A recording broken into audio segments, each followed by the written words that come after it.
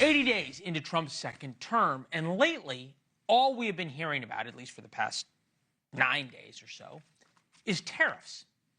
It almost makes you forget about DOGE. Remember back in the day when Elon Musk was slashing and burning his way through the federal government, press conferences inside the Oval Office? Today's cabinet meeting brought Elon Musk and his team back into the spotlight as he reported back just how much money they've saved the government, how much they've saved us taxpayers. Spoiler for you, those keeping score, Musk has now backpedaled on many of his initial promises. Well, I think we can do at least $2 trillion. I think if we try for $2 trillion, we've got a good shot at getting one. I think we will have accomplished most of the work required to reduce the deficit by $1 trillion within that time frame. So in that time frame, 130 days. I'm excited to announce that we anticipate savings in FY26 from reduction of waste and fraud by $150 billion.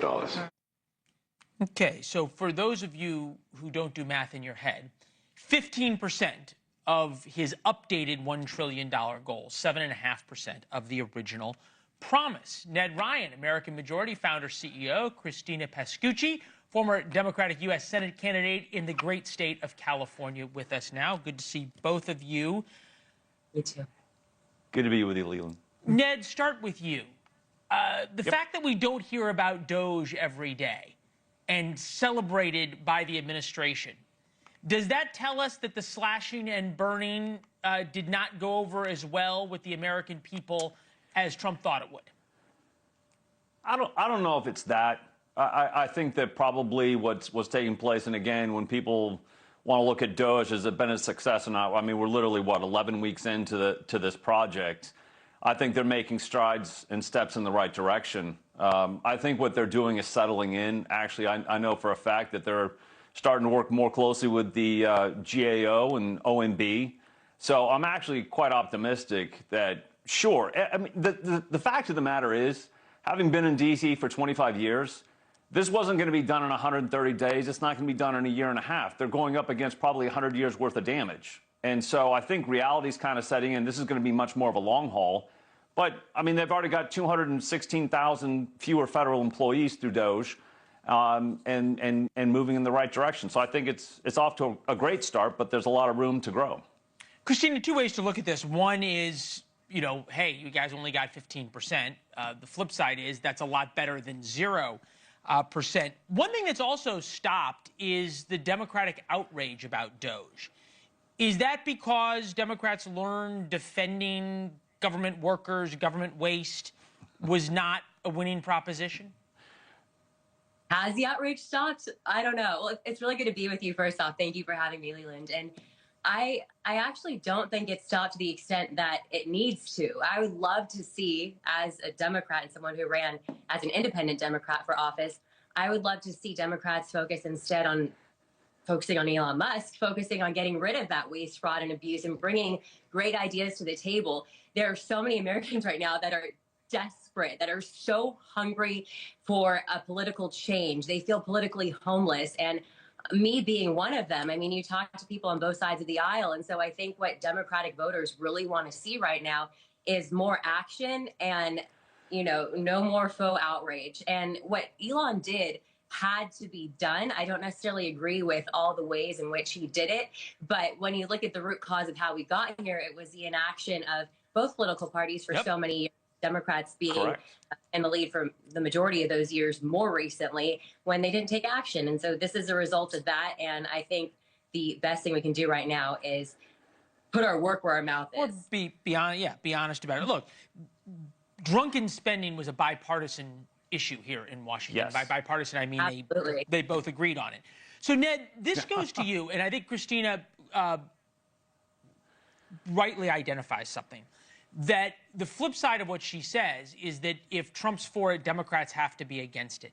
What is Republicans and Democrats, what is Republicans and Donald Trump's plan when Democrats finally figure out, and some will because Christina's already there is a lot of Americans who are hungry for Donald Trump's ideas, but not the chaos that comes with Donald Trump? Well, they are. I mean, they realize there's something very wrong with the system, Leland, that, you know, we find out what kind of system sends out $250 million to 28,000 toddlers? Well, it's a system that's broken, and I'm referring to the unemployment insurance benefits that were sent out over the last 5 years. I mean, people know this system is broken. They know the system's not working on behalf of the American people. And sure, you know, when you're moving fast and breaking things, there appears to be a little bit of chaos. But the American people are looking at this going, well, at least someone's trying to do something to fix a system that's broken, and I would argue for decades has not been serving the American people. Christina, where does this go from here for Democrats? Because you sort of rightfully point out that there are a lot of things that Donald Trump does that the middle, and I think the middle is a quite vocal middle, once done, they may not like how Donald Trump is doing it. Have you seen any Democrats other than yourself, thinking nationally prominent Democrats, who are picking up on that?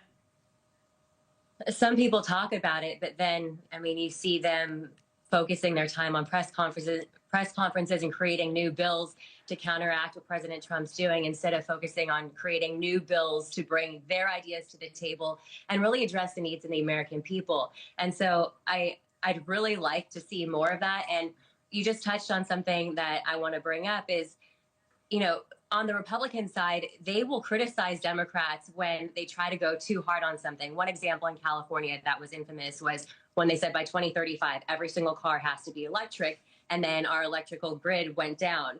I'm all for caring for the environment. You have to do it incrementally in a common sense way. And so when you're bringing a chainsaw to the government and you have innocent people who have dedicated their whole lives to government in the crossfires, you have to take a step back and say, okay, let's move fast, but maybe not quite as fast, because there is a need to cut this waste, fraud, and abuse, but we're going to undermine our own movement if we do it carelessly, as has been done a little bit in the last few months. You know, one of the reasons, Ned, people watch this program is because we look into the future and oftentimes have been pretty good at telling people what's coming down the pike. And something that's going to be coming down the pike is there's going to be some huge issue, plane crash, pandemic outbreak, some kind of legal issue, some kind of law enforcement issue, whatever it is, and or food safety issue, and it is going to be in an area of government oversight that was cut by DOGE. RFK Jr. on CBS this morning didn't even know what was cut in his own department. Take a listen.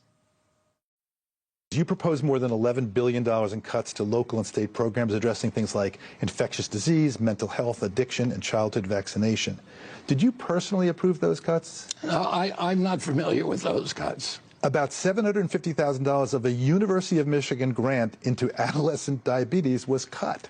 Did you know that? I didn't know that, and that's something that we'll look at.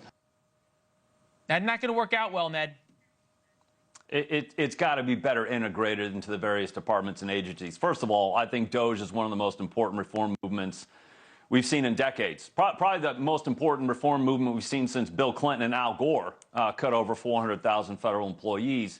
But it's got to be integrated better into these departments and agencies. The premise is absolutely correct. The system is broken.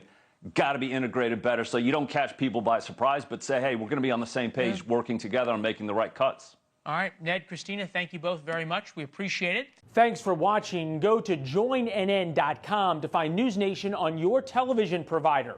And don't forget to click the red subscribe button below to get more of NewsNation's fact-driven, unbiased coverage.